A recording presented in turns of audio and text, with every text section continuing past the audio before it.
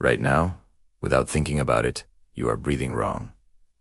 Not wrong enough to notice, wrong enough to quietly cost you energy, focus, and years.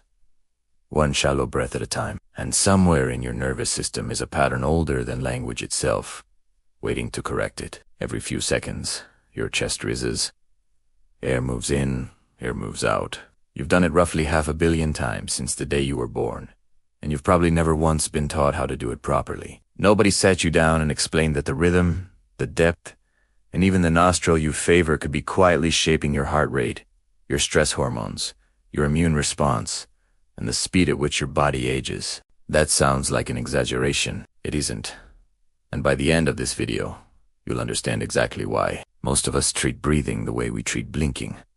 Automatic, unremarkable, something the body simply handles in the background while we get on with the business of living. If you think about your breath at all, it's probably in moments of extremity, gasping after a sprint, holding your breath underwater, sighing after bad news. The rest of the time, it's invisible, which makes sense biologically. You breathe roughly 20,000 times a day, and if you had to consciously manage even a fraction of them, you'd never get anything else done. But here's the quiet assumption hiding inside that convenience. We've come to believe that because breathing is automatic, it's also optimal, that the body defaults to the best possible pattern, the way it defaults to healing a paper cut or digesting a sandwich. It doesn't. Unlike your heartbeat or your digestion, breathing sits in a strange biological gray zone. It runs automatically, but it's also one of the only autonomic processes you can consciously override at will. Right now, you could speed it up, slow it down, hold it, or change its shape entirely. That's not true of your liver enzymes or your kidney filtration rate. Breath is the one door in the house of your nervous system that's never fully locked. And that detail, that single anatomical accident, turns out to be one of the most quietly powerful tools your body has ever handed you. To understand why, you have to go looking for a nerve most people have never heard of, buried deep at the base of the skull. It's called the vagus nerve, and wandering is literally what its Latin name means. It's the longest cranial nerve in the human body, looping down from the brainstem, past the throat, through the chest, brushing against the heart and lungs, and finally reaching down into the gut. It is, in a very real sense, the biological cable connecting your mind to nearly every major organ you have. The vagus nerve is the command line of your parasympathetic nervous system, the half of your nervous system, responsible for slowing things down, for digestion, for repair, for recovery. Its opposite number, the sympathetic nervous system, is the one that floods you with adrenaline, tightens your muscles, and prepares you to run or fight. Most of modern life is spent quietly, tipping that balance in the wrong direction. Here's the part almost nobody realizes. Breathing is one of the few direct levers you have on that balance. When you inhale, your heart rate ticks up slightly. When you exhale, it slows back down. This isn't imagination. It's a well-documented phenomenon called respiratory sinus arrhythmia, and it happens because the vagus nerve is listening to your breath in real time, adjusting your heart's rhythm breath by breath. Slow that exhale down. Stretch it out longer than the inhale, and you're not just calming yourself down in some vague, poetic sense. You are mechanically, measurably increasing vagal activity. You are pulling a physical lever inside your own chest. This is the mechanism hiding underneath thousands of years of breathing rituals that, until relatively recently, science had no real language to explain. There's a second, quieter layer to this mechanism worth understanding, because it explains why breath feels different from every other bodily function you could theoretically control. Your diaphragm, the large dome-shaped muscle beneath your lungs that does most of the actual work of breathing, sits in an unusual anatomical position. It's a skeletal muscle, the same category as your biceps or your calves, meaning it's technically under voluntary control, but it's wired into the brainstem's automatic rhythm-generating circuits, too, the same primitive control system that runs your heartbeat. Nowhere else in the body do you find a muscle straddling both worlds quite so completely. That dual wiring is precisely why a conscious decision, breathe slower, breathe deeper, can reach all the way down into a nervous system loop you otherwise have no direct access to at all. Here's where the story gets stranger, because the vagus nerve doesn't just talk to your heart. It runs straight through your gut, your immune system, and even the muscles around your vocal cords. That last connection is the one almost nobody expects. The same nerve that regulates your heartbeat also passes directly beside your voice box, which means certain sounds, deep humming, chanting, prolonged vocal tones, vibrate against a nerve, responsible for calming your entire body down. There's real physiology behind this, and it isn't limited to the vagus nerve alone. In the early 2000s, Swedish researchers discovered something almost accidental while studying nasal nitric oxide, a gas your sinuses produce that helps widen blood vessels and improve oxygen uptake in the lungs. When test subjects hummed instead of breathing normally, nitric oxide levels in their nasal airways spiked dramatically by more than 10 times. In some measurements, ordinary exhaling didn't do it.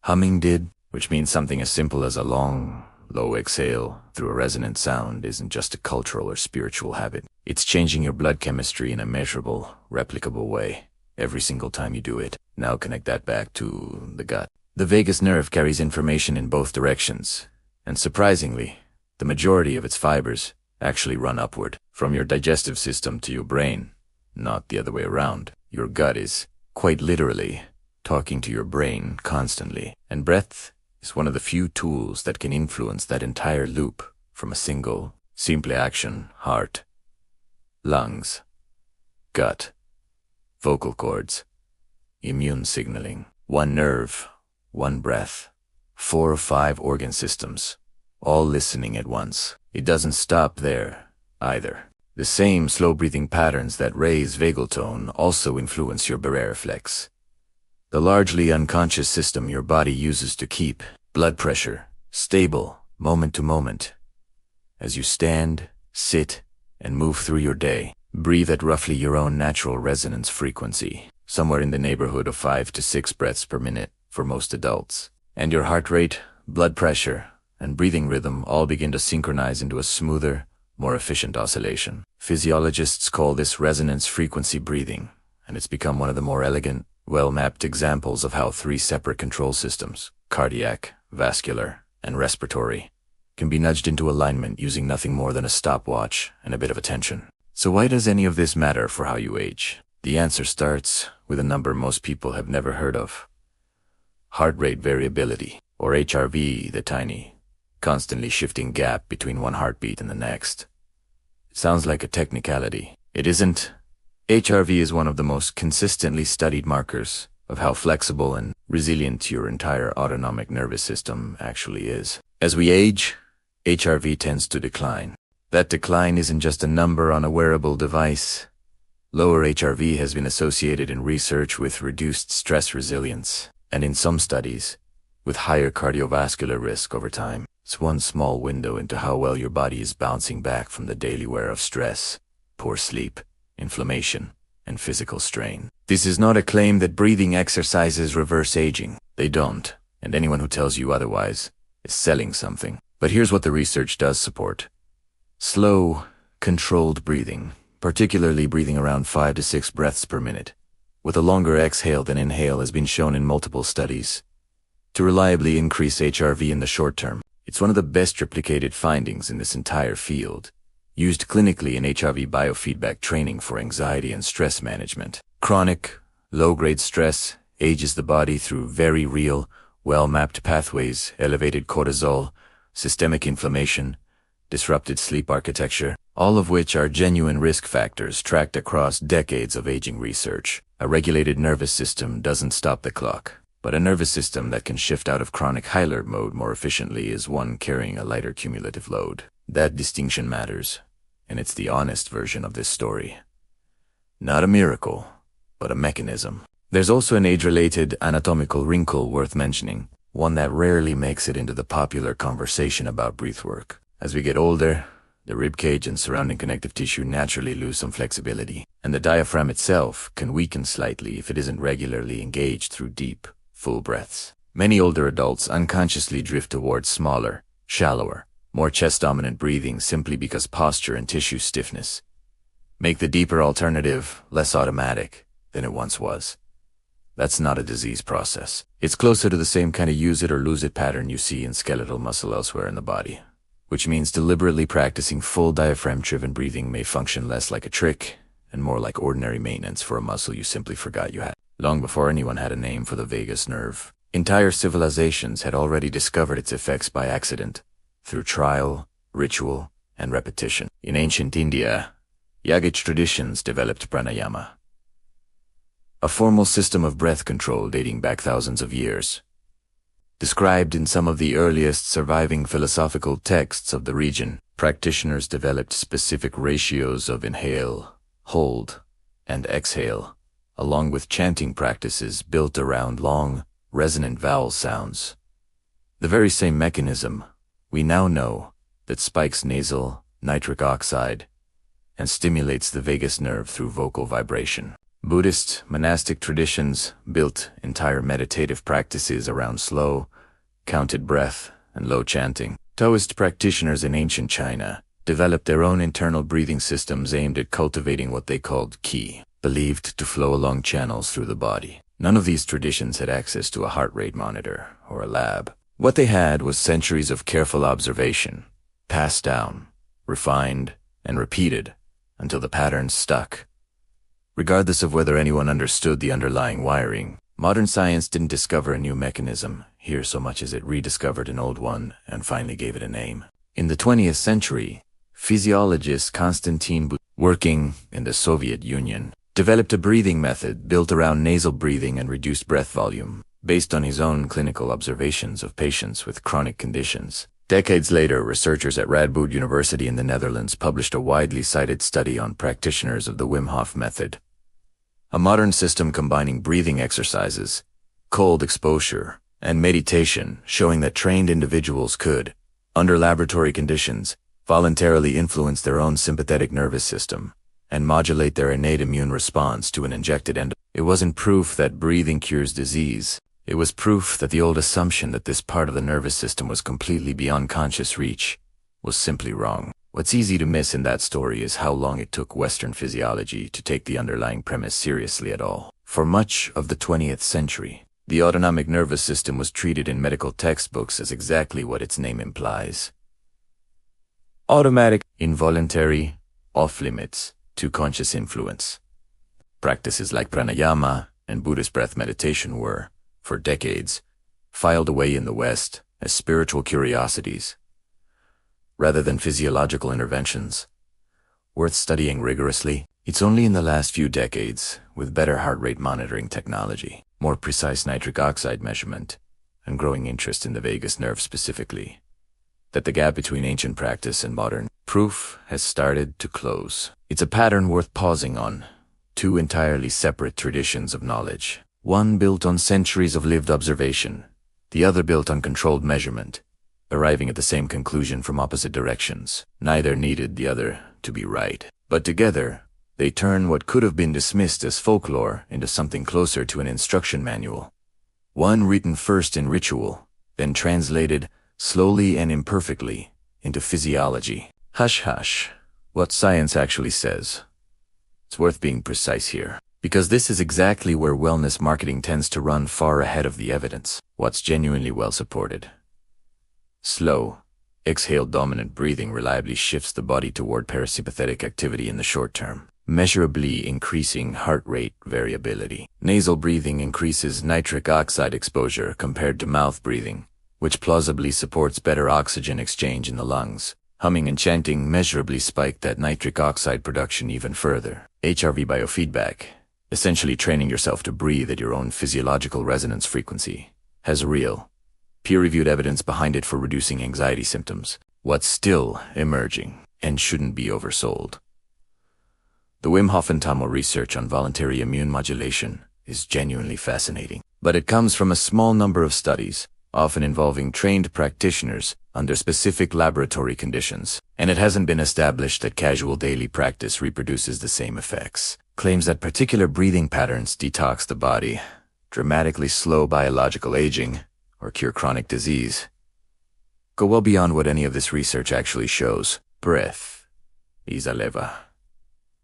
It is not a switch, and it is not a cure. The honest picture is this: your breath is one of the few genuinely evidence-backed ways to nudge your own nervous system, in real time, using nothing but attention and air. That's a smaller claim than the internet usually makes. It also happens to be true. So what does this actually look like, stripped of mysticism? Start with the nose, not the mouth. Nasal breathing filters, warms, and humidifies incoming air, and exposes it to nitric oxide produced in your sinuses before it ever reaches your lungs. Something mouth breathing simply bypasses. Lengthen the exhale. If your inhale takes 4 seconds, aim for an exhale closer to 6 or 8. That imbalance is what drives the vagal, heart-slowing effect described earlier. The mechanism, not the mysticism. Slow the overall rhythm down, especially in moments of stress. Somewhere around 5 to 6 breaths a minute, noticeably slower than most people's resting rate, tends to align with what researchers call resonance frequency breathing, the pace at which your heart rate, blood pressure, and breathing rhythm naturally synchronize most efficiently. If it feels right for you, add a low hum on the exhale. It costs nothing, takes seconds, and the nitric oxide research behind it is genuinely solid. Consider where you breathe from. 2. Rest a hand on your chest and one on your belly. If the hand on your chest is doing most of the moving, you're likely breathing shallow and fast, favoring the sympathetic side of your nervous system without ever realizing it. Practicing even a few minutes a day of slow belly-first breathing, letting the lower hand rise before the upper one moves at all, is a simple way to retrain a pattern most of us lost sometime between childhood and adulthood. None of this replaces medical care, medication, or professional treatment for any diagnosed condition. If you have a cardiovascular condition, a respiratory disorder, or any concern about breath-holding practices specifically, that's a conversation for your doctor, not a YouTube video. This is a tool for regulation, not a replacement for care. Here's the detail that tends to stop people in their tracks. That nerve, the one running from your brainstem to your gut, the one listening to every breath you take, the one ancient monks were unknowingly stimulating with a hum in a stone temple 3,000 years ago, never needed to be taught to you. It was already there, fully wired, fully functional, waiting the entire time. You weren't missing a piece of biology. You were missing the instructions. Somewhere between infancy, when babies breathe slowly and deeply from the belly without anyone teaching them to, and adulthood, when stress, screens, and shallow posture compress that same breath into something quick and thin. Most of us simply lost the manual. The ancient traditions didn't invent a new nervous system. They found the settings on the one you were born with through nothing more than long exhales, low sounds, and centuries of paying very close attention to something the rest of the world had stopped noticing, which raises a question worth sitting with. If something this fundamental, this wired into your anatomy since before birth, can be quietly reshaped by nothing more than the pace and depth of your next breath, what else is running on autopilot inside you right now, unnoticed, waiting for someone to finally ask the right question? Your heartbeat isn't the only rhythm in your body that talks back when you pay attention to it. It's just the one we finally learned to listen to first. Somewhere between your next inhale and the one after it, that same ancient circuit is still running, indifferent to whether you notice it or not. The monks noticed. The yogis noticed. Now, you have to. What you do with that noticing tonight, tomorrow. The next time your chest tightens before a hard